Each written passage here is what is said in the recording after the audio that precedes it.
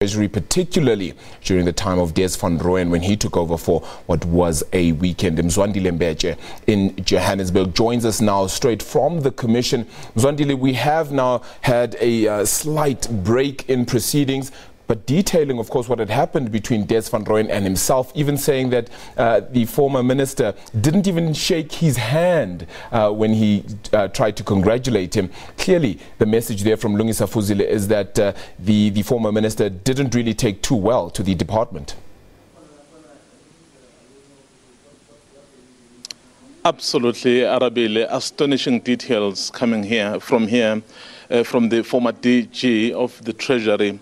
I mean, given what he has said about the experience that he had as soon as Minister Van Rooyen was appointed, so you could see that the stage really was set very early on that this relationship was not going to work. Well, maybe it was saved by the fact that he only lasted for about 3 to 4 days in office. But from what the former DG is saying, really, is that from the day when the minister had been appointed, so when he was trying to arrange that meeting between Minister Nene and Minister Van Rooyen, just to do a little bit of a handover note and just do a chit-chat about what the department is doing and so on and so forth. So the new minister basically said, well, no, he didn't need any of that. Even when he was trying to advise him about preparing a statement. Remember, Arabil, that as soon as the minister was announced on the 9th of December 2015 that he was going to be the new minister and Minister Nene had gone. So the markets, you know very well, so they simply, what's the word? They simply... They crashed, they almost crashed, and then the rand was just in a free fall.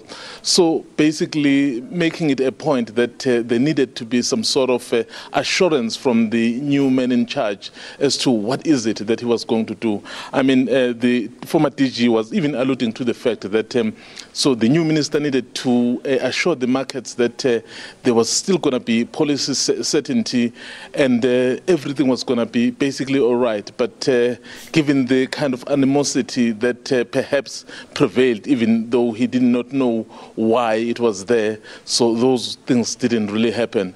I can go on, Arabile, I mean, even and talk about the day when he was going to be sworn in as the minister.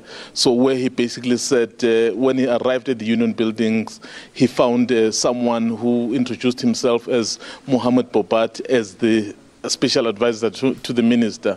And you know that the special advisor must be signed off by the director general. So he knew nothing about the situation. So that was the kind of relationship that was really in place as early as, I mean, it was about 2 or 3 days in office. So you could see things were not going to work out, Arabil. Yeah, well, it's very clear as well from that, Mzwandile, that it's not necessarily just about the hiring of the minister in that position, which is of key concern, but the fact that they put in a minister that perhaps did not know about the position as much as he possibly should. Even the former DG then saying that indeed he may not have even had the information to be a part of the ministerial committee there, and perhaps doesn't know his cabinet as well as he should, and didn't even take into confidence the people that were already at Treasury, and that is a key concern, of course. Mzwandile, we do appreciate your reporting out there in Parktown at the State of Capture Inquiry, and we'll catch up with you